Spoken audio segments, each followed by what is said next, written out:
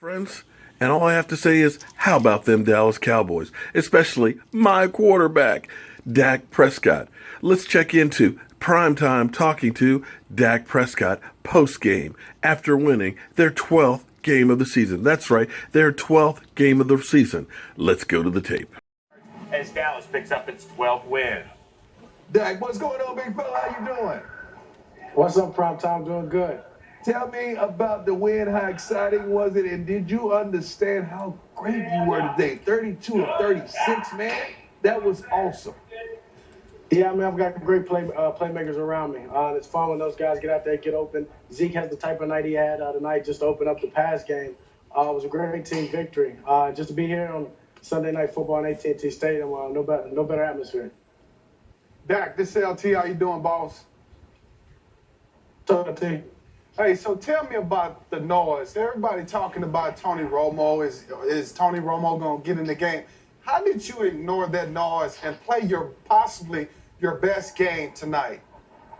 Yeah, I mean, I never really pay attention to he say, she say. That people get paid to do that, to talk, and I'm not one of the ones that like to listen. So I like to stay focused. I mean, I've got great teammates, great coaches around me that just allow me to look forward and keep pushing. And me personally, I just wanted to bounce back from the game last week and really ignored all the noise and everything people were saying. Dak, it's Chris Rose. We've seen Ezekiel Elliott. I'm doing great, thank you. We've seen Ezekiel Elliott do an awful lot of great things this year. I'm not so sure we've ever seen a guy celebrate a touchdown by jumping in the Salvation Army bucket. What was your reaction when we saw that? Yeah, it was funny. He actually talked about it pregame. Would he get fined? Would they throw a penalty if he did it? And I was like, I guess you just got to find out. You got enough money to accept that fine. He did it, and it was funny. It was worth it, I believe. Like, is this season everything you envisioned it would be, and being the quarterback for the Dallas Cowboys? Do you understand the enormity and the not pressure, but the burden that you're carrying? Because it's down in Dallas, it's either Super Bowl or bust. That's the way it is. Yeah, that's the way I like it. I mean, I like high expectations. I have high expectations for myself, and I hold myself to a high standard. When you play for an organization like this, they do the same. The fans, the coaches, the people high up in the building. So it just allows me to play a little more with chip on my shoulder, and just allow it to grow and go out there and prove myself every day at practice and in games on Sunday. Hey, Dak, it's very possible that you guys can meet up with the New York Giants again.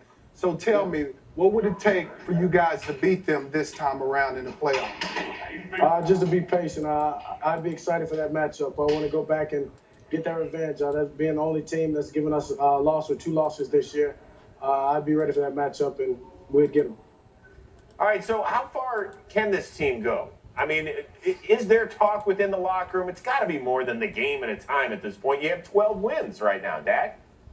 Yeah, we're just trying to clinch the division, and we know the only thing we can do to control that is to win. So yeah, we're trying to take it one game at a time. Just stay focused on that. We know good things can happen to this team if we just keep our focus. Hey, Dak, Jerry Jones to me is one of the best owners to ever be a part of the NFL, and it's well documented that Tony Romo has a wonderful relationship with Jerry Jones. How is your relationship with Jerry? Me and Jerry are good. So we talked after practice, I believe it was Thursday, and he acknowledged the fact of what people were trying to turn his words into or whatever it was. That was the first I heard of it. But me and Jerry have a great relationship. He's a great owner, best owner in all football. Hey, Dak, you got a plethora of receivers.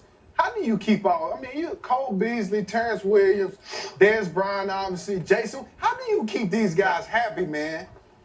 I just go through the reads. I allow just the defense to dictate where the ball goes. Just execute the play the coach calls, and if one guy gets more catches than the other, I always tell him it's just the way the defense was giving me the plays that were called.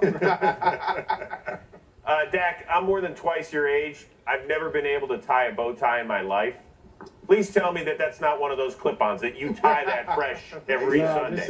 This is definitely tied. I'll never wear a clip-on. If you don't tie it, then it's not right. It just takes practice. I need you to do one thing for me, young fella, because I love everything about you, on the field, off the field. But after the season's over, I want you to reach out to Michael Vick, Randall Cunningham, Donovan McNabb, some of the African-American quarterbacks that starred, that fell into some problems, some trouble, and learn from their ups and learn from their downs. because I want you to be around for a long time.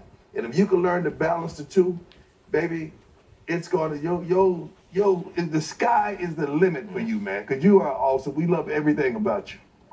No doubt, appreciate it. I will indeed. I've actually talked to Michael Vick here before and Donovan McNabb as well about getting together. I'll definitely do that. I'll hold it too.